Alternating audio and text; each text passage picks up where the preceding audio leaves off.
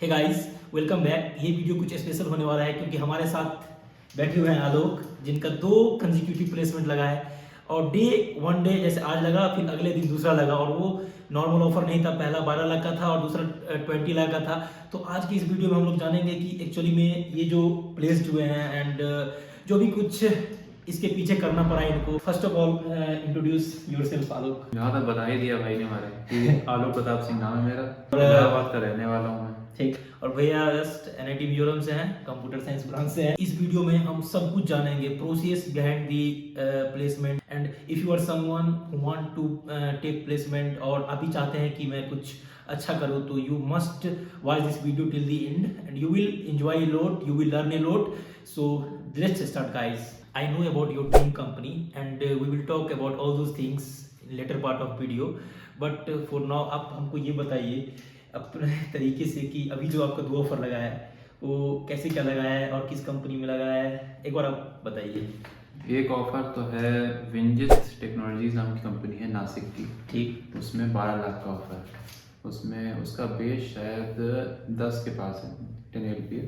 और फिर दूसरी कंपनी उसके जस्ट एक दिन बाद हुआ मेरा जी डिजिटल, उसमें उसका टोटल पैकेज है 17.4 या 5 लाख का और उसमें बेस उसका है 13 पॉइंट कुछ लाख का, जो हमको साल भर में मिलेगा। उसमें बेसिक सैलरी होगी और उसके बाद वो फिर उसके बाद उसके ऊपर उसके कुछ जो आपके लाइफस्टाइल के चीज़ें होती हैं वो ऐड करने के बाद तो ये होता है ना कि ज्वाइनिंग के टाइम पे ज्वाइनिंग बोनस भी मिलता है और बहुत सारे कुछ मिलता है, तो ओवरऑल मिला के अराउंड ये 20 लाख है, राइट? वो वन टाइम जो मिलेगा आपको साइन करने का, हाँ, वो सब मिला तो वो सब उतना हो जाएगा। तो ये था इनका ऑफर। अच्छा, तो ये दोनों जो कंपनियां, ये सॉफ्टवेयर कंपनियां हैं एंड ये भैया हमारे सॉफ्टवेयर इंजीनियर हैं। तो आप अभी तक का कोडिंग जर्नी बताइए इन ब्रीफ। देखो, जैसे हमारी कोडिंग जर्नी जो है वो हम लोग ने, मान लो कि हमने जैसे 10th में स्टार्ट किया था पढ़ना कोडिंग, नहीं तो जैसे हमारे कोर्स में आ गई थी हाई स्कूल की, तो 9th में हम लोगों ने जावा पढ़ना शुरू किया स्कूल में ही। तो अब 9th में जैसे जावा, हमने कहा चलो इससे कुछ और भी सीख लेते हैं जावा में। हमने सोचा थोड़ा इसमें रोबोट्स में कैसे काम करता है जावा, वो भी देखा जाए। ठीक। तो हमने सोचा माइक्रो प्रोसेसर में कैसे चलता है वो भी देखा जाए, लेकिन वो सब काफ़ी कॉम्प्लिकेट हो गया था उस समय 9 में, समझी में नहीं आ रहा था क्या हो रहा है। तो हमने कहा भाई इसको छोड़ते हैं, जो बेसिक है उसको पहले ख़त्म करते हैं। पहले मैंने DSA वगैरह पढ़ा उसका, तो 11th-12th तक हमने ये सब छोटी चीज़ें पढ़ी। उसके बाद फिर एक दो चीज़ें और बनाई, उसमें वेब डेवलपमेंट वगैरह सीखा। तो पहले जावास्क्रिप्ट सीखी, फिर HTML CSS तो सीखा ही था उसके लिए। CBSE के स्कूल्स में कोडिंग का करिकुलम होता है, तो ये जिस स्कूल से थे उसमें 9-10 से ही इन लोगों का कोडिंग का बेसिक इन लोगों को पता चल गया था। देखो, मेन बात है ना कि पहली बार शुरुआत हुई थी मेरी 6 या 7 के आसपास। मैंने उस समय देखा था स्टीव जॉब्स का एक इंटरव्यू। ओह, तो उस समय मैं उस स्टीव जॉब्स के उस इंटरव्यू का लिंक डिस्क्रिप्शन सेक्शन में डालूंगा, आप भी जाके जरूर देखना, ठीक है? उस इंटरव्यू ने दिमाग ऐसा लगा कि भाई ये तो चीज़ करने लायक है। भाई ये आदमी था, इसका कुछ न ऐसा काम किया है इसने कि भाई इसको तो आदमी करे, महान बन जाए, ऐसा महान आदमी बनना चाहिए। ठीक ठीक। ऐसा इसको, ये इंस्पायरिंग आदमी है भाई, ऐसा लगा। एंड आपका आइडियल पर्सन कौन है? भाई स्टीव जॉब है भाई, सीधी सी बात बता ही दिया। तो आपने स्टीव जॉब्स वाला मूवी भी देखा होगा फिर तो? भाई मूवी तो देखते ही है, मूवी तो देखना ही है, वो सब तो टाइम है ही, पिछले 2 साल में वही किया जाता है। तो ठीक है, फिर मतलब उस समय से आपके अंदर इंटरेस्ट जगा और उसके बाद आप करते आए। तो फिर आप कॉलेज में आने के बाद जो प्लेसमेंट के हिसाब से जो आपका ड्रीम कंपनी है उसके हिसाब से उसका क्या तैयारी रहा? देखो, बेसिकली मेरा ड्रीम कंपनी हरदम से एप्पल था, क्योंकि मेन बात है स्टीव जॉब्स वगैरह, तो मेन बात है। लेकिन एप्पल में ये है कि कैंपस प्लेसमेंट मुश्किल है और आना अपने कैंपस में मुश्किल है, ज़्यादातर कैंपस में आता भी नहीं है। और बेसिकली 2 या 3 मेन कैंपस ऐसे हैं, जैसे IIT बॉम्बे हो गया, बहुत बड़े कॉलेजेस हैं, उनके में ही आता है एप्पल। और एप्पल का ऑफ कैंपस हायरिंग बहुत ही कम होती है। वो लोग भी एक्सपीरियंस बंदों को ही लेते हैं, जिसका 3 साल का एक्सपीरियंस हो, या उसमें ज़्यादा हायरिंग होती है, फ्रेशर से कम हायरिंग होती है। राइट। तो भाई अब मैंने कहा एप्पल में तो हो नहीं सकता, मुश्किल लग रहा है बहुत। ठीक। मैंने कहा चलो कोई और कंपनी देखते हैं। तो देखा भाई गूगल भी ठीक है, मेटा भी अच्छी लग रही थी। मैंने कहा मेटा की बहुत अच्छी लग रही है, तो मैंने कहा मेटा की तैयारी करेंगे, लेकिन पहले सोचा कैंपस के लिए थोड़ा सा अच्छे से तैयारी कर लीजिए कैंपस प्लेसमेंट के लिए।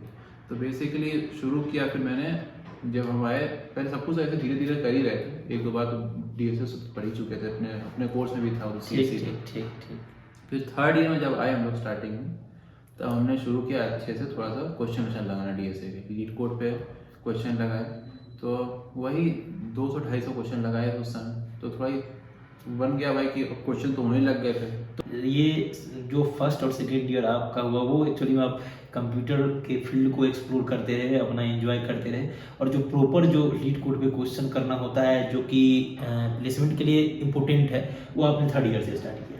थर्ड ईयर से देखो स्टार्ट तो हमने थोड़ा बहुत देखा कि देखते तो रहते ही थे कि भाई इसमें भी क्वेश्चन है, ये कर सकते हैं। अच्छा, वो आप पहले भी करते थे? हाँ, लेकिन उस समय मेरे ज़्यादा से ज़्यादा 70-80 ऐसे क्वेश्चन थे एक 1.5 साल में जो भी स्टार्टिंग पे। हाँ। उस समय मुझे मालूम था स्टार्टिंग से कि ये तो करना ही है भाई, तो मैंने थोड़ा थोड़ा धीरे धीरे करना शुरू किया, लेकिन वो 50-60-70 ऐसे क्वेश्चन थे, तो 2 साल तक इतने ही क्वेश्चन किए थे। फिर जब ये लॉकडाउन शुरू हुआ तो फिर भाई अपना क्या सेकेंड सेमेस्टर चल रहा था उस समय। ठीक। उस समय भाई अब मैंने सोचा कि अब यार आराम मिला तो कुछ आराम करेंगे, तो भाई पूरा एक सेमेस्टर आराम करने में चला गया। फिर दूसरे सेमेस्टर में सोचा चलो वेब डेवलपमेंट फिर से कंटिन्यू करते हैं, तो वेब डेवलपमेंट कंटिन्यू किया। तो उसमें फिर मैंने सोचा कि भाई वेब डेवलपमेंट में क्या सीखा जाए, तो मैंने फिर सोचा जावास्क्रिप्ट एकदम अच्छे से करता है, जावास्क्रिप्ट अच्छे से किया। अब उसके बाद मैंने सोचा चलो डीएसए पढ़ लेते हैं एक बार, डीएसए पढ़ा। अब उस बीच में आप फ्लटर भी कर रहे थे ना? फ्लटर मेरा शुरू हुआ था सेकेंड ईयर के हमारे सेकेंड सेमेस्टर में। अच्छा अच्छा अच्छा, वो मतलब वो सेकंड ईयर वाला, मतलब वही वाला बात पाथवे एक्सप्लोरेशन वाला। हाँ, वो सब कुछ एक्सप्लोर ही करते रहे सेकेंड ईयर के एंड तक। वही फिर थर्ड ईयर जब स्टार्ट हुआ तो मैंने फिर सोचा चलो अब तो सही से पढ़ना शुरू करते हैं भाई, टाइम नज़दीक आ रहा है प्लेसमेंट वगैरह का, अब तो भाई कंपनी में अप्लाई करना भी शुरू करना है, इंटर्नशिप भी करनी है। तो भाई मैंने क्या किया कि थर्ड ईयर के स्टार्टिंग से उस समय मैंने शुरू किया था सही से, फिर जावा कंटिन्यू किया मैंने। ठीक। मैंने कहा चलो जावा फिर आता है थोड़ा सा, इसको थोड़ा सा रिफ्रेश कर लेते हैं, तो जावा रिफ्रेश किया, ऊप्स पढ़ा, ऊप्स भी पूरा सही से किया भाई। फिर उसके बाद मैंने क्या किया कि डीएसए पढ़ना शुरू किया जावा से, क्योंकि जावा से बेसिकली काफ़ी कॉन्सेप्ट्स क्लियर होते हैं डीएसए करने पे, क्योंकि सारे कॉन्सेप्ट्स का काफ़ी अच्छे से डिटेल है जावा में, ऊप्स का भी है, डीएसए का भी है, और C++ में भी है, ऐसा नहीं कि नहीं। हाँ, नेटिव लैंग्वेज है C++ और C++ जावा, जावा में ही रिकमेंडेशन यही होता है कि आप हाँ। यहाँ से स्टार्ट करें। सीखिए वहाँ से, बाकी आप इम्प्लीमेंट तो किसी और लैंग्वेज में भी कर सकते हैं। Yes, लेकिन yes। सीखने के लिए वो लैंग्वेज ज़्यादा सही है, क्योंकि बेसिकली हर चीज़ का इन्वॉल्वमेंट होता है इसमें, कि आपका दिमाग भी उतना लगता है और आपका कोडिंग एक्सपीरियंस बढ़ता है उससे। सब कुछ खुद से करना पड़ता है। और लैंग्वेज जैसे अभी का जो रिसेंट का लैंग्वेज है, बहुत सारा आ चुका है, उनकी तरह उसमें बहुत सारा पहले से लाइब्रेरी नहीं होता है, तो बहुत कुछ खुद से करना होता है, तो बहुत कुछ लर्निंग सीखने को मिलता है। तो इसीलिए ऐसा बोला जाता है कि C++ और जावा जो है रिकमेंडेड लैंग्वेज है स्टार्ट करने का, और सी भी आप ले सकते हो इन सारे। अब देखिए फिर उसके बाद मेरा क्या हुआ, थर्ड ईयर का अपना खत्म हुआ, थर्ड ईयर का फर्स्ट सेमेस्टर। सेकंड सेमेस्टर मैंने क्या किया, चलो पाइथन पढ़ना शुरू करते हैं, क्योंकि अच्छा, पाइथन मतलब आप स्विचिंग कभी बंद नहीं किए, ये सीखो वो सीखो, ये करो वो करो, हरदम से भाई मैं हरदम से ये है कि कुछ नया सीखना है, हरदम से इतना है कि हरदम कोशिश करता हूँ कि नया सीखते रहें कुछ, क्योंकि भाई दिमाग रुकना ही नहीं चाहता भाई कि एक चीज़ में रुक जाए।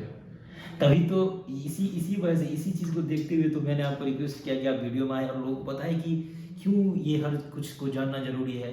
एंड जानना मेरे पास ज़रूरी है कि नहीं मालूम नहीं, लेकिन मेरे लिए मुझे लगता है कि भाई ये भी सीख रहे हैं तो अच्छा ही है भाई, कोई ना कोई काम तो आएगा ही, ये भी अच्छी चीज़ है, दुनिया में यूज़ हो रही है और हमको भी यूज़ करना आना चाहिए। मेरे हिसाब से ये है कि चीज़ें सीख सकते हैं तो क्यों ना सीखा जाए। बहुत बढ़िया, बहुत बढ़िया भाई फिर मैंने पाइथन जो सीखा उसके बाद मैंने पाइथन ही कंटिन्यू किया, क्योंकि पाइथन मुझे बहुत प्यारी लगी लैंग्वेज, क्योंकि अब सब कुछ सीख चुके थे कि बेसिकली सब कुछ करते क्या है बेसिक्स, तो मैंने कहा एडवांस में इसमें क्या है कि तुमको 4 लाइन का कोड 1 लाइन में लिख सकते हो। ठीक ठीक। तो भाई जब हम सब कुछ अब हार्ड वाला कर चुके हैं तो इजी में करने में क्या दिक्कत है।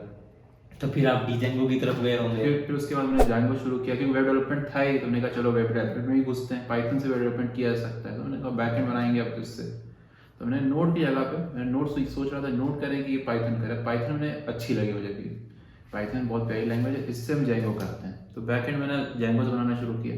अब जैंगो में ये है कि उसमें फ्रंट एंड भी इन्वॉल्व कर सकते हैं, तो उसी जैंगो के थ्रू ही वो फ्रंट एंड भी बनने लग गया थोड़ा बहुत, लेकिन वो HTML CSS के थ्रू ही बनता था। तो फिर मैंने थोड़ा बहुत चला कि चलो और देखते हैं और फ्रंट एंड और बेटर कैसे किया जा सकता है, तो उसमें थोड़ा रिएक्ट की तरफ घुसा है, तो रिएक्ट को जैंगो से लिंक किया जा सकता है, कोई जैंगो ये है कि उससे कोई भी चीज़ लिंक हो जाती है।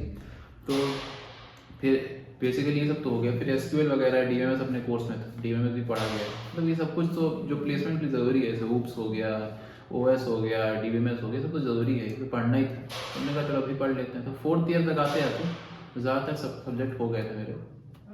और फिर आपने एग्जाम दिया हुआ था। आपको जहाँ तक सुने हैं तो इससे तो आपने तो सारा ही फील्ड एक्सप्लोर कर लिया, लेकिन मेरे पास आपके लिए क्वेश्चन है कि आप उन सारी चीज़ों को बताएं जो कि प्लेसमेंट के लिए रिक्वायर्ड है। देखो बेसिकली कैंपस प्लेसमेंट में ये है ना, हरदम लक की बात होती है। No doubt. क्योंकि भाई हम भी यहाँ देख रहे हैं कि आदमी कुछ है कि जो 2 महीने भी तैयारी नहीं किया सही से, उसका भी प्लेसमेंट लग गया, और कुछ है जो 2 साल से तैयारी कर रहा है, उसका नहीं हो रहा। तो भाई ये है कि ऐसा नहीं है कि उसका 2 साल से कर रहा है उसका नहीं होगा, उसका होगा, लेकिन उसको रुकना पड़ेगा। प्लेसमेंट तो ऑब्वियसली होगा, और किसी का आज हो रहा है, किसी का कल होगा, प्लेसमेंट सबका होगा। लेकिन भाई वो लक है कि किसका जल्दी हो जाए, किसका, भाई उसको धैर्य रखना पड़ेगा। जैसे मेरा हुआ, मैं जब भी जैसे आया था, आपको कोई मालूम है कि कितने इंटरव्यूज फेल हुए। या उस पॉइंट पे भी हम आएंगे कि लेकिन लक के बाद भी एक पॉइंट होता है कि अपन यदि ये सब करते हैं तो अपना चांसेस ज्यादा होता है। तो वो प्लेसमेंट सेंट्रिक आप बताएं मेरे को कि वो कौन सा स्किल्स है जो प्लेसमेंट सेंट्रिक है, ये आपको आना चाहिए। सबसे बेसिक स्किल तो भाई वही है, डीएसए, अपना डेटा स्ट्रक्चर एल्गोरिथम सबसे बेसिक है। किसी लैंग्वेज को स्टार्ट करो, किसी भी कोई भी एक लैंग्वेज पकड़ो, C++ हो गया, जावा हो गया, पाइथन हो गया, 3 बेसिक प्रॉपर लैंग्वेजेस हैं। इन लैंग्वेज में सब कुछ होता है, ऐसी कोई चीज़ नहीं जो 3 लैंग्वेज ना कर। ना सही बात। ऐसी दुनिया में कोई ऐसी चीज़ नहीं है जैसे आप लाइट जलाने तक का काम भी कर सकते हैं C++, जावा, पाइथन से, तो कोई भी चीज़ कर सकते हैं जब। तो ये 3 लैंग्वेज तो एक कोई चूज़ करनी चाहिए, पहली बात। फिर उसी लैंग्वेज को पकड़ के सब कुछ करना चाहिए। मेन बात है, जैसे मैंने भी किया, मैंने भी 3 लैंग्वेज स्विच की, बाद में एक लैंग्वेज को हरदम कंटिन्यू करना चाहिए। जैसे मैंने जावा को लेकर हरदम से कंटिन्यू किया, क्योंकि मैंने कहा भाई एक लैंग्वेज होनी चाहिए जो फिक्स रहे आदमी की जिंदगी में, क्योंकि भाई स्विच करते रहो। अच्छा, तो आप सी को कैसे देखते हैं? ऐसे बहुत सारे बच्चों का डाउट होता है। देखो सी क्या है ना, सी बहुत ही लो लेवल लैंग्वेज हो चुकी है। उसको जैसे अपनी लैंग्वेजेस कैटेगरी में होती है, लो होती है, एक हाई लेवल लैंग्वेज होती है, एक लो लेवल लैंग्वेज होती है। हाई लेवल लैंग्वेज नई लैंग्वेजेस हैं, जावा और पाइथन हो गई, और C++ भी, क्योंकि सी का इवॉल्व वर्जन है। सी जो लो लेवल लैंग्वेज होती है वो जो हमारे सिस्टम में बहुत क्लोज होती हैं, तो सी का कोई भी एग्जीक्यूशन टाइम होता है कोड का, वो बहुत तेज़ होता है। तो कोई भी कोड लिखो सबसे तेज सी में वो होता है। लेकिन सी में ये है कि हर चीज़ को तुमको खुद लिखना पड़ता है। हाँ, वो लाइब्रेरी प्री डिफाइंड लाइब्रेरी वो इम्प्लिसिटली नहीं करता। जैसे तुमको एरे भी क्रिएट करनी है तो तुमको पूरा एरे का हर एक स्पेस अलॉट करना, ये काम जो तुम्हारा कोड खुद कर सकता है, जो तुम्हारी लैंग्वेज खुद कर सकती है, वो तुमको अपने हाथ से लिख के आपने सीख लिया स्टार्टिंग में, ठीक है भाई, इतना तो आ गया भाई, अब स्पेस अलॉट होती है, ऐसे स्पेस डिलीट, लेकिन सेम कुछ बार बार करना, भाई सेम क्यों किया जाए? जब उस चीज को आप बेटर 3 लाइन के कोड को एक लाइन में लिख सकते हो, जब हमको आता है वो चीज, हमको मालूम है करना है, तो हम क्यों बार बार करेंगे? राइट। तो भाई और मेन बात है कि अब आजकल की जो दुनिया है, जैसे हमारा थोड़ा सा AI की तरफ बढ़ रहा है और थोड़ा सा मशीन लर्निंग की तरफ बढ़ रहा है, तो उसमें सी के कोड जो है वो बहुत ज़्यादा लिख सकते हैं सी में। ऐसा नहीं कि सी में कोड नहीं लिखा जा सकता, क्योंकि बेसिकली कोई भी चीज़ बनती है तो उसका कोर में सी होता है कहीं ना कहीं। जैसे पाइथन है, पाइथन की भी लाइब्रेरीज हो गई, जावा नोड की लाइब्रेरीज हो गई, नोड का जो मेन उसका libUV होता है, जो उसका मेन जो उसका कोर है, सब कुछ उसी से हैंडल होता है। फंडामेंटल तो वो C++ से कहीं ना कहीं कनेक्टेड होता है, क्योंकि सबसे क्लोज हमारे CPU के सी है। सी से ज़्यादा क्लोज और कोई प्रोग्रामिंग लैंग्वेज ऐसी नहीं है जो हमको यूज़ हो पाए अभी इस ज़माने में, ठीक। क्योंकि बाकी एक तरीके से विलुप्त हो गई वैसी लैंग्वेजेस जो यूज़ होती थी बहुत क्लोजली। तो एक असेंबली लैंग्वेज में तो कोड कर नहीं सकते, क्योंकि बहुत टफ है। हम लोगों को सिखाया तो गया ही हमारे लोग पता है, हेलो वर्ल्ड लिखने के लिए, हेलो वर्ल्ड लिखने के 2 पेज का कोड लिखना सही नहीं है। तो नहीं कर ही नहीं सकते हैं, मतलब ऐसा लगा कि यार ये तो वही बात हो गई। असेंबली लैंग्वेज में दो आप पेज लिख सकते हैं हेलो वर्ल्ड के लिए, तो वही सी का भी हो गया। एक पेज में क्यों लिखा है उस कोड को, जब हम पाइथन से उस एक लाइन में लिख सकते हैं? तो वही बात हो गया, आपको आना चाहिए, लेकिन उसका कोई यूज़ नहीं है हमारे ज़िंदगी में अभी इस समय, क्योंकि कोर में बनाने वालों के लिए यूज़ है कि आपने उस फील्ड में जाना है तो आपकी ज़रूरत है। आपको पहले तो अपनी फील्ड डिसाइड करनी है कि अगर हमको सॉफ्टवेयर इंजीनियरिंग चाहिए तो हमको उतना ज़रूरत है नहीं कि हमको सी के अंदर बेसिक्स का क्या है। अगर आपको सिस्टम इंजीनियरिंग की तरफ जाना है, कोई सिस्टम डिज़ाइन करना है, आपको कैसे कोर में चीज़ें काम करती हैं वो डिज़ाइन करना है, तब उसका बहुत ज़्यादा यूज़ है, तो उसके ऊपर फोकस करना चाहिए।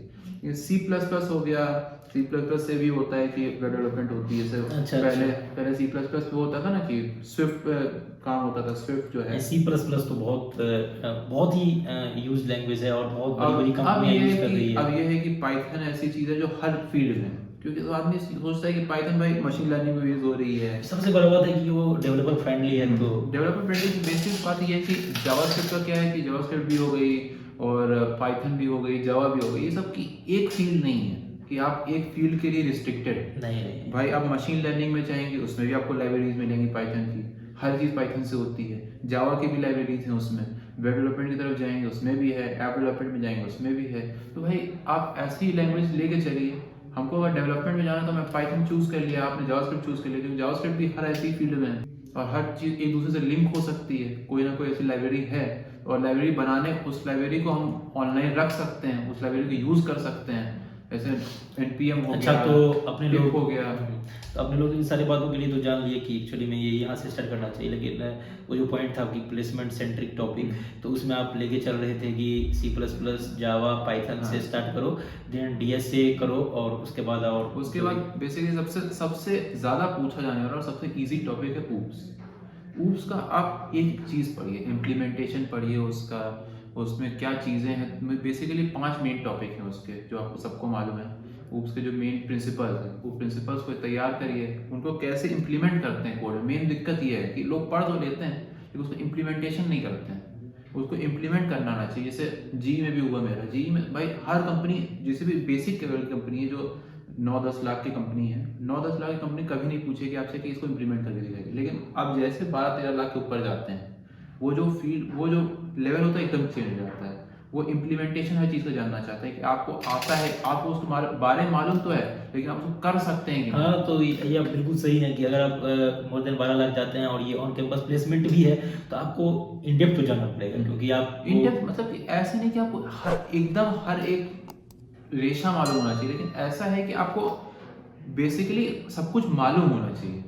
एकदम इन डेप्थ की कोई मतलब नहीं है, लेकिन आपको इम्प्लीमेंटेशन कम से कम मालूम होना चाहिए कि एब्स्ट्रैक्शन है तो एब्स्ट्रैक्शन होता कैसे है। एकदम राइट, यू आर राइट। और तो ये आप ऊप्स बताए, और उसके अलावा उसके बाद फिर बेसिकली आपके सारे कोर सब्जेक्ट्स हो गए। फिर तो उसके बाद सबसे ऊपर होता है DBMS, सबको मालूम है क्योंकि डेटाबेस है, डेटाबेस हर जगह यूज होता है इस जमाने में। जो भी कुछ इंटरेक्ट कर रहे हैं वेबसाइट के साथ, तो कहीं ना कहीं वो डेटाबेस तो है ही, तो डेटाबेस तो बहुत ही ज़्यादा इंपॉर्टेंट है। और उसमें भी कुछ मेन टॉपिक्स है, जैसे SQL हो गया, NoSQL हो गया। हम लोगों ने कितने इंटरव्यू दिए, सेम क्वेश्चन पूछे गए एकदम भाई। बेसिकली DBMS में पहले DBMS आप अच्छे से थ्योरी तैयार करिए, फिर SQL जो आता है, SQL एकदम प्रोग्रामिंग लैंग्वेज, वो भी आनी चाहिए, लेकिन वो ज़्यादातर पूछी नहीं जाती क्योंकि उसमें कोडिंग का पार्ट आ जाता है। वो उस बेस पे जो तुमको डेटाबेस से काम करवाएंगी, बेसिकली हर कंपनी काम करवाएगी, लेकिन जो ज़्यादा उसमें होगी वो SQL का क्वेश्चन ज़्यादा पूछती है। ठीक, लेकिन SQL चाहिए, ज़रूरी है हमारे प्लेसमेंट्स के। फिर हो गया OS। हमारा OS जो है वो भी कम कंपनीज पूछती है, लेकिन बहुत इंपॉर्टेंट चीज़ है और हमको मालूम होना चाहिए कि हमारा कंप्यूटर कैसे काम कर रहा है। सब कुछ OS पे डिपेंडेंट है। हमारा विंडोज़ हो गया, मैक OS हो गया, ये सब हमारे बेस हमारे कंप्यूटर से, तो हमको मालूम होना चाहिए इस बारे में। तो गाइज आप लोग वीडियो में बने रहे, भैया सब कुछ जानते हैं। अभी हम लोग और बहुत सारे पॉइंट रिवील करेंगे यहाँ पे, एंड जस्ट कंटिन्यू करें आप। हम बस इन लोगों को बता दिए कि आप लोग देखते रहे, ओके। और हाँ, तो आपने DBMS बताया और उसके बाद OS हो गया। फिर OS के बाद फिर आखिर में आता है CN, कंप्यूटर। वो ज़्यादा यूज़ नहीं, ज़्यादा पूछा नहीं जाता, लेकिन सिस्को जैसी कंपनी हो गई जो उस पर बेस है, उस नेटवर्किंग पे ही बेस है वो कंपनी, तो वो तो आपको एक्सपेक्ट करेगी, आपको मालूम हो उस बारे में, तभी तो आपको लेगी भाई। तो बेसिकली एक लैंग्वेज पकड़ो, डेटा स्ट्रक्चर करो, देन आप DBMS सीखो, देन ऑपरेटिंग सिस्टम सीखो। और अगर आपको नेटवर्किंग बेस्ड कंपनी में जाना लाइक सिस्को, तो आपको कंप्यूटर नेटवर्किंग मतलब CN भी आपको पढ़ना होगा। CN आप तो वैसे आप CSE के तो पढ़ते ही हैं लोग, क्योंकि CSE कोर्स में है CN। नहीं तो CSE वाले के लिए, लेकिन अगर आपको सब कुछ हो चुका है तो CN पढ़ लीजिए, क्या दिक्कत है। CSE वाले के लिए तो ये चाहिए ही, लेकिन जो बच्चे अभी वीडियो देख रहे हैं लाइक इसी या कोई और ब्रांच से हैं, तो फिर वही प्लेसमेंट के लिए ये सारा कुछ करना ही होता है। तो उन्हें अगर ये सारे कुछ कर रखे हैं तो CN अगर कर लेते हैं तो नेटवर्क बेस्ड कंपनी में भी जा सकते हैं। और इसके अलावा और कोई सब्जेक्ट आपको लगता है कि वो ज़्यादा जरूरी है?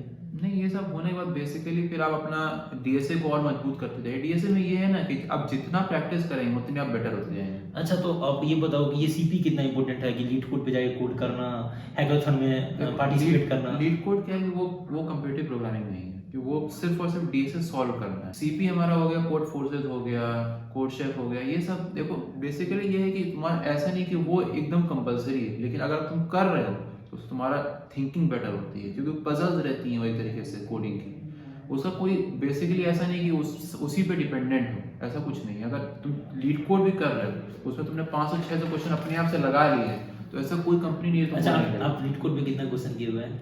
लगभग 450 से 500। और सारे इधर उधर भी के रिपोर्ट्स? वैसे जीएफजी पे किया थोड़ा बहुत, लेकिन बेसिकली सेम ही टाइप के क्वेश्चन रहते हैं। तो ज़्यादा आप लीड कोड पे ही किए थे? लीड कोड ही, क्योंकि उसका इंटरफेस बहुत प्यारा है। जैसे जीएफजी भी हो गया, जीएफजी का इंटरफेस चेंज होते रहता है। अभी नया साइट खुला था, जब भी हम लोग स्टार्ट किया तभी ज़्यादा जल्दी खुला ही है वो। हाँ, अभी ये बहुत पुराना नहीं है। और लीड कोड क्या है कि बहुत टाइम से चल रहा है, उस पर रिसोर्सेज भी काफ़ी पुराने पड़े हुए हैं, सबके डिस्कशंस पड़े हुए हैं, हर टॉपिक के डिस्कशंस, हर इंटरव्यू के एक्सपीरियंसेस पड़े रहते हैं। आप देखना चाहें तो लीड कोड पे काफ़ी चीज़ें हैं, और लीड कोड पे तुम्हारा हर तरीके का सॉर्टिंग है कि तुम कैसे सॉर्ट कर सकते हो। हर से मेन चीज़ है कंसिस्टेंसी। कंसिस्टेंट बने रहोगे क्वेश्चंस करने में, कोई दिक्कत हाँ, तो नहीं। ऐसा बोला जाता है ना कि एटलीस्ट आप एक क्वेश्चन कम से कम पर डे का तो होना ही चाहिए, आप कहीं भी जाते जैसे हैं। अब थर्ड ईयर में हम लोग आ गए थे, थर्ड ईयर में जैसे हम लोग थे, तो उस समय मैंने क्या किया कि 1 महीने तक मैं लगातार हर दिन 5-6 क्वेश्चन लगाता था। तो उससे मेरा कि क्या हुआ कि 1 महीने बाद मैं कोई भी क्वेश्चन लगाऊं, मुझे तुरंत दिखता था कि भाई ये तो हो गया, ये तो देखते ही हो जा रहा है। तो मुझे 5-6 मिनट ज़्यादा क्वेश्चन नहीं लगता था। अब मैंने अभी इस समय 1 महीने से छोड़ रखा है कि सही से मैंने क्वेश्चन नहीं लगाए हैं। 2-3 क्वेश्चन ऐसे लगा था, तो मैंने काफ़ी क्वेश्चन लगाया। मैंने कहा कि भाई अब तो रिवाइज करने का टाइम, नए क्वेश्चन लगाने से अच्छा। तो मैंने क्या हुआ कि रिवाइज कर रहा था, ज़्यादातर क्वेश्चन लगाता नहीं। तो अब मुझे टाइम लगता है क्वेश्चन करने में, 15-20 मिनट उसी क्वेश्चन को करने में 15-20 मिनट लगता है, जो मैं पहले 5 मिनट में कर चुका हूँ। तो वही है कि कंसिस्टेंसी की है मैंने। और अच्छा, तो प्लेसमेंट पॉइंट ऑफ व्यू से तो आपने बहुत सारा कुछ बताया। आप और ये भी बता दो कि डेवलपमेंट कितना ज़रूरत है, आपका प्रोजेक्ट आपके पोर्टफोलियो में रहना और क्या कहते हैं रिज्यूमे में रहना कितना इम्पोर्टेंट है? देखो, मेन बात ये है ना कि हर कंपनी तुमसे एक्सपेक्ट करती है तुमको कुछ और आता हो। जैसे कोई बड़ी कंपनी होगी, चाहे कि तुमको पहले से कुछ आता हो, तो उसके उसके बेसिस पे तुमको सेलेक्ट करती है, तुम्हारा जज करती है तुमको कि तुमको आता है कि नहीं। तो डेवलपमेंट में तुमको एक पर्टिकुलर टाइप की डेवलपमेंट तो कुछ तुमको आनी चाहिए। जैसे मशीन लर्निंग में चलो, डेवलपमेंट नहीं है, लेकिन कुछ आता रहेगा, उसके बारे में तुम एक्सप्लेन कर पाओगे अपने आप को ज़्यादा अच्छे से कि हमको ये चीज़ आती है, अपने आप को प्रेजेंट कर पाओगे। जैसे वेब डेवलपमेंट हम लोग ने किया, मैंने तो, तुमने भी किया, मैंने भी किया है। उसमें क्या है कि हम लोगों ने कुछ प्रोजेक्ट बना रखे हैं, 3-4 वेबसाइट बना रखी है, तो हम दिखा सकते हैं कि भाई कि हम प्रेजेंटेबल है, हमारे पास कुछ ऐसी चीज़ होनी चाहिए जो हम विजुअलाइजेशन उसको दिखा सकें कि हाँ ऐसा चीज़ें हैं, देख सकते हो कि ये हमने किया है। अब वही हो गया मशीन लर्निंग वगैरह में, ये है कि कोड बहुत बड़े होते हैं। तो बेसिकली कहना यह है कि आपको either web development, Android development, चाहे आप जिससे करें, फ्लटर से करें या जावा नेटिव से करें, और मशीन लर्निंग या आप डेटा साइंस जो भी है, आपको ये जो प्लेसमेंट सेंट्रिक पॉइंट बताया गया है, उसके अलावा यदि आप इन सारे में से किसी एक से भी रूबरू होते हैं और आप कुछ उसमें काम किए रहते हैं, लाइक प्रोजेक्ट्स कुछ बनाए रहते हैं, तो वो कहीं ना कहीं एडवांटेजेस होता है कंपनी में, आपके पोर्टफोलियो में झलकता है, एंड कंपनी को भी ईजी होता है आपको सॉर्ट आउट करने में, राइट? हाँ, ऐसा नहीं है कि बिना डेवलपमेंट के नहीं होगा। उसके लिए आपको डीएसए इतनी मजबूत कर लो कि भाई कोई चॉइस ही ना हो, उसको कि लेना ही पड़े तुमको। हाँ, लेकिन वेब डेवलपमेंट एक एडवांटेजेस पॉइंट होता है तुम्हारे लिए कि तुम प्रेजेंट कर सकते हो कि हमारे पास ये भी है दिखाने के लिए, ये भी हम कर सकते हैं। जैसे कि कोई भी डेवलपमेंट हो गया, वो तुम दिखा सकते हो कि भाई हम डीएसए तो आता ही हमको, कि हमको ये भी आता है, कि तो हम ये भी बता सकते हैं कि भाई हमने ये भी कर रखा है, ये चीज़ें कर रखी है, ये वेबसाइट बनाई है हमने, ये प्रोजेक्ट हम लोग 10 लोगों के साथ मिलकर काम किया, तो हमको लोगों के साथ मिलकर काम करना आता है, टीम में हमको काम करना आता है। तो तुम कभी भी कोई भी तुमको हायर करेगा तो तुमको किसी टीम में रखना है, तो उसको मालूम रहेगा इसने टीम में काम कर रखा है, तो उसको तुमको प्रायोरिटी देगा थोड़ा कि तुमको ये चीज़ आती है। जैसे वेब डेवलपमेंट को उसको काम कराना है, तो उसको मालूम है कि हाँ इसको आता है थोड़ा बहुत डेवलपमेंट, इसको हम रख सकते हैं, रिक्रूट कर सकते हैं। तो गाइज यू कैन स्टार्ट, आप प्लेसमेंट वाला तो पढ़ो ही, उसके अलावा डेवलपमेंट में आप कुछ भी स्टार्ट कर सकते हो, और रिसोर्सेज का कमी नहीं, आप यूट्यूब पे जाओ, यूडीमी पे बहुत सस्ते सस्ते में कोर्सेज मिल जाते हैं, एंड बहुत कुछ है, जस्ट आप एक्सप्लोर करो, एंड जैसे भैया बताए हैं सब कुछ, आप ही ट्राई करो नई न्यू थिंग्स और अपना रिज्यूमे को बेहतर बनाओ। एंड उसके बाद आप एक बात बताओ कि आपने तो अभी तो 2 कंपनी में आपका हुआ है, लेकिन आप ये बताओ, ये मोटिवेशन वाला पॉइंट भी होता है कि आपने इससे पहले कितनी सारी कंपनियों में अप्लाई की थी, मतलब तो कंपनी में ये है कि तुमको मालूम है कि भाई ऐसा टाइम चल रहा है कि अभी तो सबका ऑफलाइन कुछ भी नहीं हो रहा था, ऑनलाइन ही सब कुछ हो रहा था। तो उस समय ऐसा टाइम था कि भाई जॉब की कमी होने लग गई थी अपनी तरफ। सबको मालूम है कि अभी अचानक से क्या हुआ कि ऑनलाइन सब कुछ ऑफलाइन हो गया। अब कंपनी जिनके पास जगह भी नहीं थी वो नौकरी दे रखी थी सबको, अब उनके पास ऑफिस ही नहीं है नौकरी बुलाने के लिए किसी को, तो वो क्या करते हैं, रिलीज कर रहे हैं। तो ऐसे जॉब की कमी होती जा रही है अपनी इस टाइम पे। तो इस टाइम पे अब क्या हुआ कि हम लोग सब हर जगह पे तो अप्लाई कर ही रहा था मैं उस समय। अब मैंने इंटर्नशिप के लिए अप्लाई कर रखे थे, 4 जगह और अप्लाई कर रखा था जॉब के लिए। तो मैंने ऐसा था कि 50-60 कंपनी तो अप्लाई कर रखा ही था, तो इंटरव्यू मैंने ऐसे 15-20 तो दिए ही होंगे। तो भाई ऐसा था कि पहला राउंड तो क्लियर हो ही जाता था, कोडिंग वोडिंग वाला वो तो हो जा रहा था। लेकिन इंटरव्यू में क्या होता है कि इंटरव्यू में फिर एक राउंड होने के बाद दूसरे राउंड में होता है कि अरे ये क्या हुआ भाई, सब कुछ सही होने के बाद भी नहीं हुआ। ऐसा होता है कई बार सेटबैक मिलता है कि आप सब कुछ सही कर लो फिर भी ना हो। तो भाई मेन बात है कि पहली बार जब इंटरव्यू दो तो एक्सपीरियंस नहीं रहता आदमी के पास, तो पहली बार तो बहुत ही दिक्कत होती है कि हालत सांस फूलने लग जाती है, नर्वसनेस बहुत होती है, क्योंकि आपको मालूम है ज़िंदगी का सवाल है भाई, तो बहुत दिक्कत होती है, कॉन्फिडेंस की बहुत कमी होती है उस समय। तो भाई 4-5 इंटरव्यू आदमी को देने चाहिए जिससे अपने आप को टेस्ट करने के लिए। कोई भी कंपनी चुन लो जिसमें, लेकिन ये रहना चाहिए तुमको, उसकी चिंता रहनी चाहिए कि तुमको वो चाहिए। तो गाइज ये बात सही है कि अपने लोग को डिमोटिवेट नहीं होना है, ट्राई करते रहना है। जैसा कि इन्होंने कहा कि ये ऑलमोस्ट मोर देन 50 कंपनीज़ में अप्लाई किए थे, उसके बाद बहुत सारा इंटरव्यू भी हुआ, तब जा करके अभी लगा है। तो डिमोटिवेट नहीं होना है, कहीं ना कहीं जो भी पॉइंट है बेसिकली उसको कंसिस्टेंसी के साथ उसको लेके चलना है, स्टडी करना है। कि जैसा मैंने डिमोटिवेशन और मोटिवेशन का बात कर रहा था, तो आप अपने आप को कैसे मोटिवेट रखते थे इस टाइम पे जब क्योंकि ये इजी नहीं होता है। अगर आप अप्लाई कर रहे हो, आपका फर्स्ट राउंड में हो रहा है, आप फिर इंटरव्यू राउंड में जा रहे हो, लेकिन कोई ना कोई देखो रीज़न भाई, होता है आप छूट मेरे जाते साथ हो। कितनी बार हुआ कि मैं फाइनल राउंड में जाके क्लियर नहीं हुआ, 4 राउंड में जाके नहीं हुआ, फाइनल राउंड में जाके नहीं हुआ। भाई मेरे साथ ये हुआ कि भाई अरे यार सब कुछ तो सही कर रहा हो क्यों नहीं रहा। तो ये रहता है कि हरदम मम्मी से बात होती थी, मम्मी ने कहता था कि तुमने सब कुछ सही किया, होगा ही होगा। मैंने कहा चलो हो गई है, जो मम्मी कह रही है तो होगा ही भाई। देख जब मम्मी पापा ही बोल रहे हैं कि होगा तो कोई दिक्कत ही नहीं है। मम्मी पापा हम लोग क्या करते हैं कि पहले बोलते हैं कि भाई पढ़ता नहीं लड़का, ये नहीं करता। जब आदमी वही बोल रहा है कि हाँ पहले पढ़ा है तुमने कि होगा क्यों नहीं होगा, तो अपने आप को मोटिवेशन मिलती है। हमें मोटिवेशन हमको बाहर कभी नहीं खोजनी। ये बात है, मम्मी पापा से बड़ा मोटिवेशन और क्या होता मोटिवेशन है। अपने लिए अपनी खुद की मोटिवेशन है भाई, खुद अपने आप को मोटिवेट तुम अपने आप से ही कर सकते हो। अपनी अगल बगल तुमको किसी चौथे आदमी के पास जाने की जरूरत है नहीं। तो अपने घर में मोटिवेशन ढूंढ के अपने आप से ही, अपने घर में अपनी परिस्थितियों को देख के मोटिवेट हो सकते हो। ऐसा नहीं कि तुमको किसी अमेरिका के आदमी को देख के तुमको मोटिवेट होने की जरूरत है। वो तुमको एक्सपीरियंस दे सकता है, उसकी ज़िंदगी से तुम एक्सपीरियंस ले सकते हो कि हाँ उसने ऐसा किया, मैं भी ऐसा कर सकता हूँ। लेकिन वो आपको गाइड कर सकता है, आप उसके लिए अपनी ज़िंदगी में उसको अफेक्ट नहीं करा सकते। अब वो आपको खुद ही करना पड़ेगा। इसीलिए ना बोला जाता है कि आपको रोल मॉडल कोई हो सकता है, लेकिन करना तो आपको सब कुछ खुद ही है। वो इंस्पिरेशन आपके अंदर से सिर्फ आपके घर से ही आ सकता है। अच्छा, तो थोड़ा सा आप हैकेथॉन के बारे में बताएं। आप हैकेथॉन में पार्टिसिपेट करते थे? करते तो थे, लेकिन हमको मेन बात है कि हमको कभी से कॉम्पीट करने का कहीं मन नहीं हुआ यार। अपने खुद से बनाने का हरदम मन होता था कि डिज़ाइन करना, डेवलपमेंट करना ये सब अच्छा लगता था, लेकिन कम्पीट करने का ही मन नहीं हुआ कि कम्पीट करना है किसी से। लेकिन फिर भी ट्राई तो किए कि क्योंकि करना था, क्योंकि अपने अच्छा, आपको लगता है अपने कि- रिज्यूमे में लिख सकते हैं कि अपने ये हैकाथॉन में पार्टिसिपेट किया, इसमें ये जीता है। रिज्यूमे आपका बेटर होता है उससे। तुमने कहा चलो इसमें करते हैं।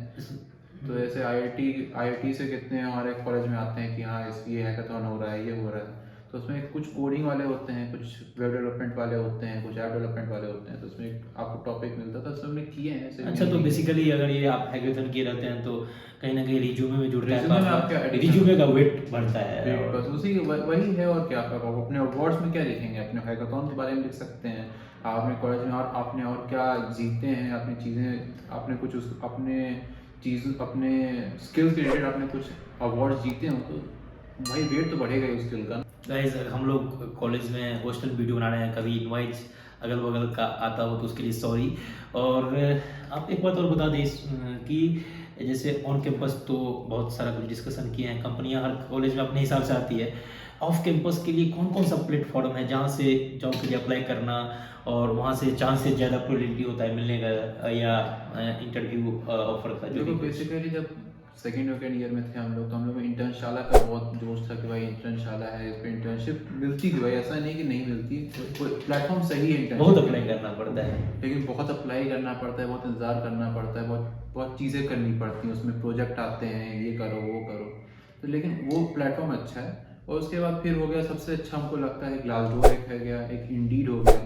ये सब इंटरनेशनल पूरा मामला है इन सबका, क्योंकि पूरा हर दुनिया के किसी भी कोने के उस पर जॉब्स आती हैं। और लिंक्डइन तो भाई वो तो है, वो तो सेंटर है। वो है कि लिंक्डइन में ये है कि तुमको खोजना आना चाहिए, तुम्हारे कनेक्शंस होने चाहिए, तुमको चीज़ें सर्च करना पड़ता है।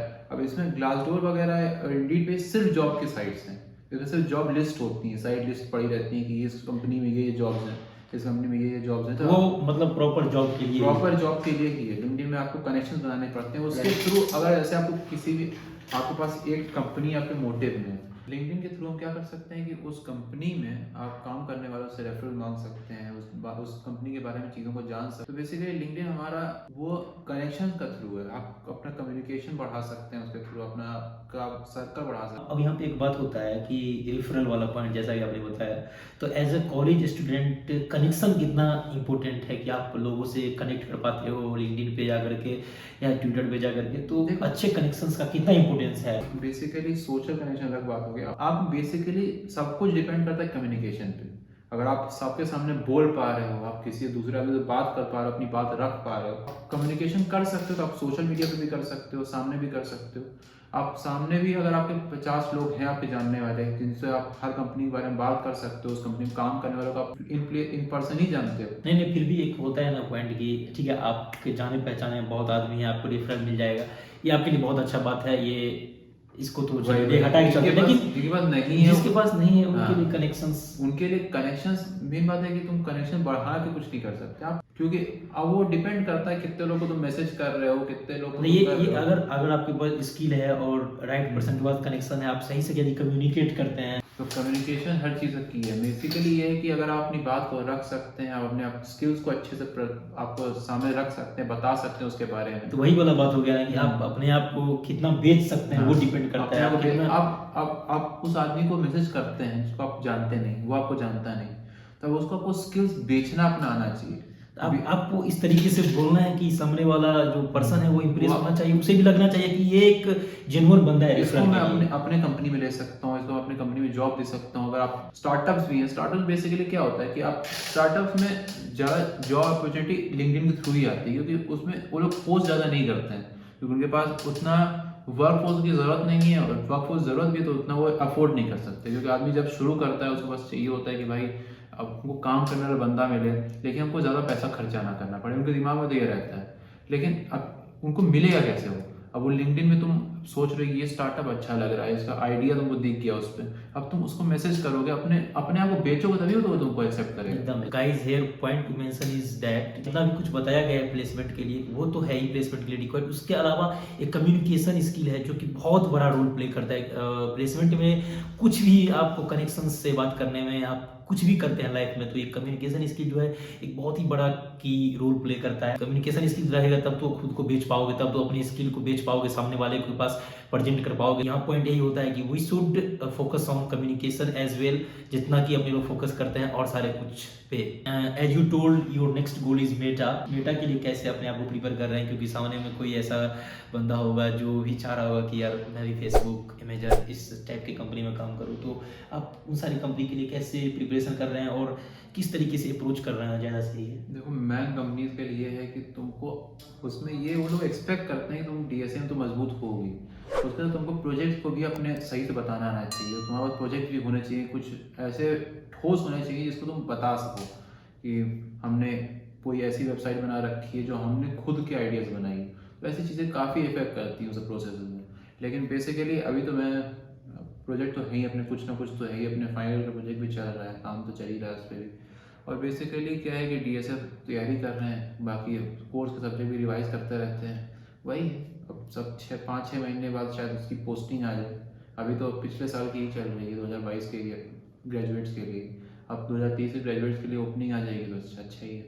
अच्छा, तो ओपनिंग आएगा तो आप अप्लाई करेंगे, तो बेसिकली वही है कि वही सारा कुछ करना पड़ता है, लेकिन वही है कि आपको बहुत ज़्यादा करना पड़ेगा, उसमें कंसिस्टेंट रहना पड़ेगा, बहुत प्रैक्टिस करना पड़ेगा, क्योंकि उन लोगों का जो इंटरव्यू होता है बहुत सारे राउंड का होता है। अब उसमें ये है कि अब गूगल का इंटरव्यू कैसे होता है कि उनमें क्वेश्चन वो ऐसे देते हैं कि पूरा का पूरा 2 पेज का क्वेश्चन ही होता है, तो आदमी इंटरव्यू में क्वेश्चन पढ़ते पढ़ते ही उसको पहले आखिर जहाँ तक पहुँच सब पहले को भूल जाता है।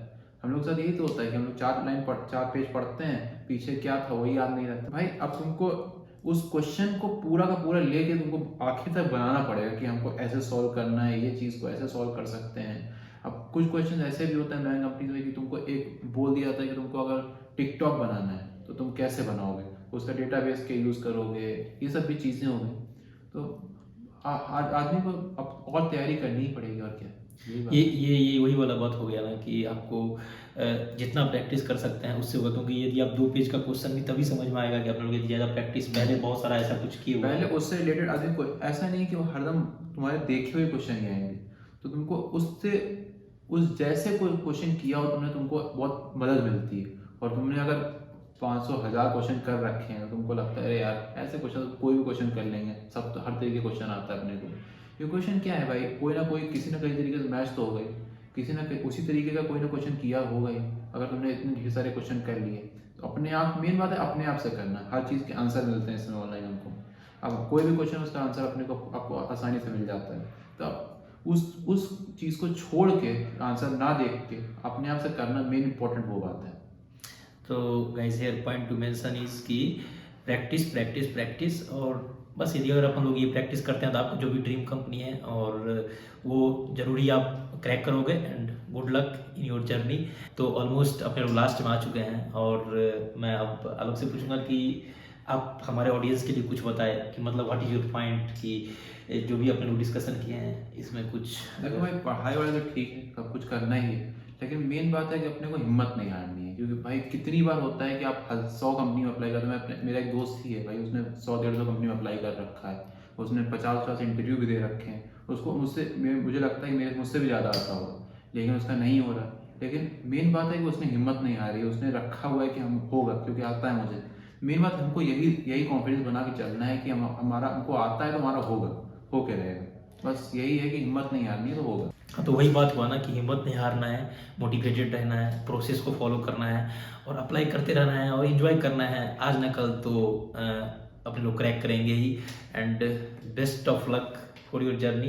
इस वीडियो में हमने बहुत सारे पॉइंट पर डिस्कशन किया, लाइक इन्होंने कैसे इंटरव्यू क्रैक किया, उसके बाद मोटिवेटेड रहने के लिए क्या करना चाहिए, कौन सा पाथ फॉलो करना चाहिए प्लेसमेंट लेने के लिए, उसके बाद कितना इंपॉर्टेंस है कौन सा टेक का, कौन से स्टैक का, कितना आपको हस्टलिंग कितना करते हैं उसका कितना इंपॉर्टेंस है, उसके बाद अपने को डिमोटिवेट नहीं होना है, और ये जो प्रैक्टिस है, प्रैक्टिस प्रैक्टिस प्रैक्टिस प्रैक्टिस करते रहना है। और अपने लोग बहुत ही सारे पॉइंट भी डिस्कशन किए। And hope you guys enjoyed this session and thank you Alok for being part of this video. और मैंने आलोक को बहुत बार रिक्वेस्ट किया था कि आओ और कुछ शेयर करते हैं, बिकॉज आपको लगा ही होगा कि ये लीजेंडरी पर्सन है। तो hope you guys enjoyed this session. और गाइज अगर आपको अच्छा लगा तो guys please like this video and make sure to subscribe this channel for more such videos. Okay guys, bye bye, take care, see you soon in next video.